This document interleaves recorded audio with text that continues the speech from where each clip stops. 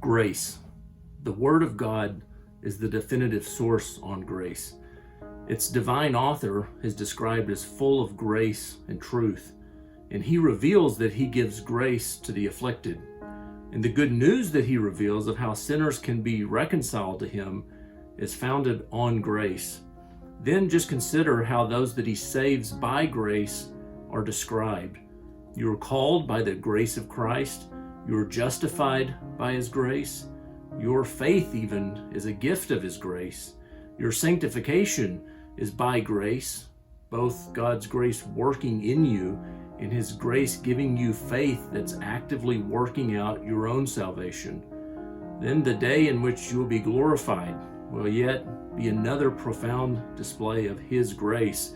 Your salvation is all of grace. Paul says in Ephesians chapter 2, verse 8, "For by grace you have been saved through faith, and that not of yourselves. It is a gift of God." So Christ's church exudes the aroma of grace in the world by her existence and by how she lives. Paul says to believers, "Let your speech always be with grace," Colossians 4:6. He says ministry is the grace of God. He says that certainly the gospel we proclaim then is the gospel of the grace of God. From our life, our speech, our evangelism, it's all of grace. Spurgeon once concluded then, between here and heaven, every minute that the Christian lives will be a moment of grace. So alongside the word that's the definitive source on grace in the world today stands the Church of Jesus Christ, the definitive display of grace, whose existence bears witness to the work of grace, of a gracious God who sent his only Son to save her. Remember, John's Gospel says grace and truth were realized through Jesus Christ. At the same time, the church in the world exudes grace, not only by her existence, but in her day-to-day life, in preaching and discipleship and ministry, in caring for and loving one another, in the way that we talk, in the way that we think, in the way that we raise our children, the way that we work, the way that we relate to one another. Because you have been saved by grace, grace has impacted everything.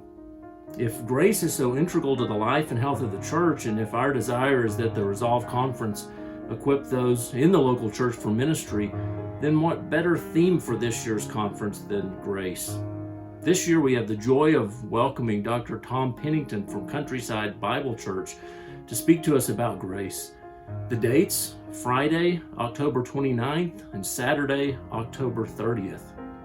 Registration is now open at www.fclconference.org. And as you might guess, if you've been joining us on a Sunday-to-Sunday basis, there are a limited number of seats available. Our objective every year is to equip the church, and this year is no different. Our hope is that our time together might result in our confessing together that we are resolved that every moment of this Christian life be one proclaiming salvation by grace, and as a result giving evidence of grace in the church, all to the glory of God. I look forward to seeing you at Resolved 2021.